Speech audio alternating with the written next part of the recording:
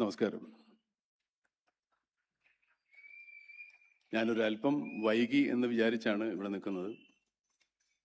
10, 12, 15 minute കൊണ്ട് എത്താവുന്ന ദൂരത്തിലാണ് ഞാൻ താമസിക്കുന്നത്. എൻ്റെ കണക്കൂട്ടൽ തെറ്റിപ്പോയത് കൊണ്ടാണ് ഞാനൊരു അല്പം വൈകിയത്.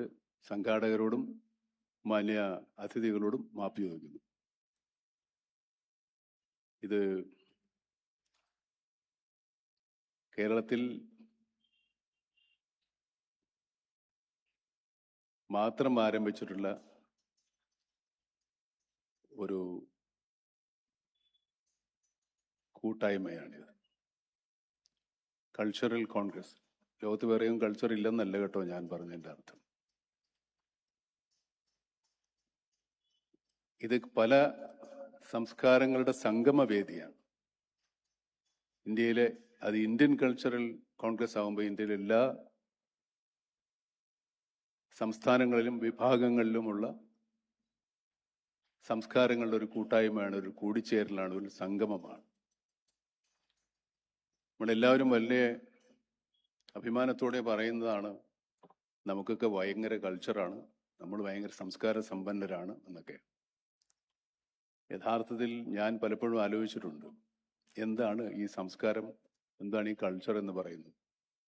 കാര്യമായിട്ടുള്ള പിടിപാടൊന്നും എനിക്ക് കിട്ടിയിട്ടില്ല. പക്ഷെ എന്നാലും എനിക്ക് തോന്നിയത്, എൻ്റെ അഭിപ്രായം മാത്രമാണ്, സംസ്കാരം എന്ന് പറയുന്നത് മറ്റുള്ളവരുടെ സാന്നിധ്യം കൂടെ നമ്മൾ തിരിച്ചറിയുക എന്നതാണ്.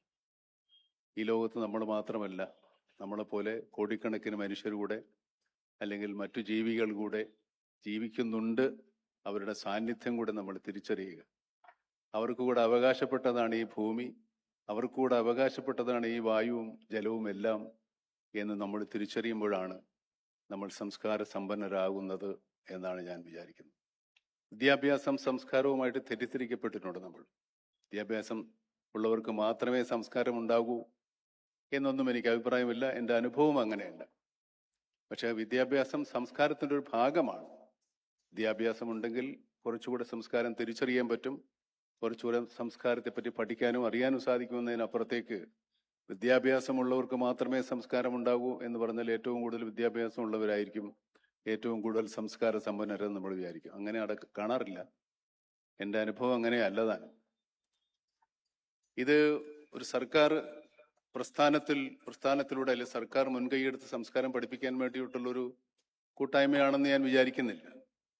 നമുക്ക് നമ്മുടേതായ ഒരു സംസ്കാരമുണ്ട്, അത് നമ്മൾ വളർത്തിയെടുത്തിട്ടുണ്ട്, നമ്മൾ സംരക്ഷിക്കുന്നുണ്ട്.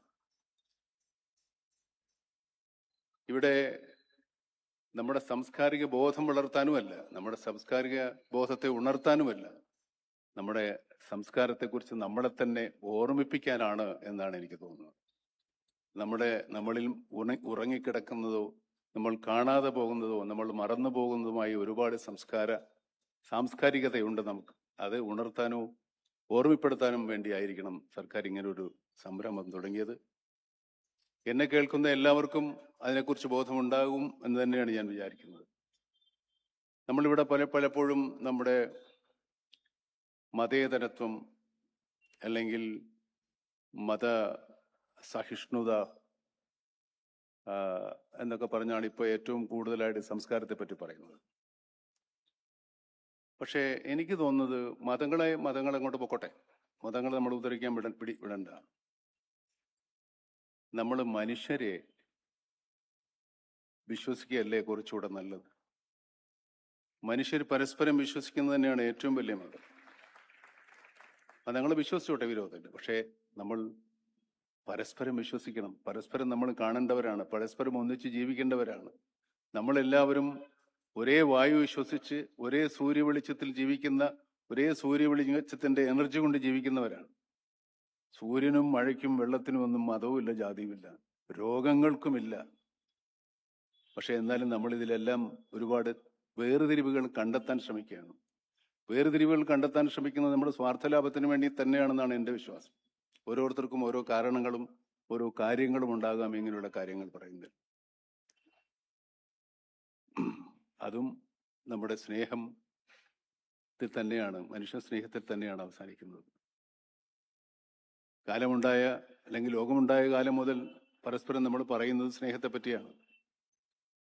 നമ്മുടെ സ്നേഹമുണ്ടാകുന്നത് തന്നെ മനുഷ്യന്റെ ഉള്ളിൽ തന്നെയുള്ള നമ്മുടെ ശത്രുവിനെ, അതായത് നമ്മളിലുള്ള പൈശാചികമായ ഭാവത്തെ, അതിനെ ദേവഭാവത്തിലേക്ക് നമ്മൾ തിരിച്ചറിയുമ്പോഴാണ് നമ്മൾ മനുഷ്യരാവുന്നത്, നമ്മൾ ദേവഭാവത്തിലേക്ക് എത്തുന്നത്, ഞങ്ങൾ മനുഷ്യനപ്പുറത്തേക്ക് വളരുന്നത്.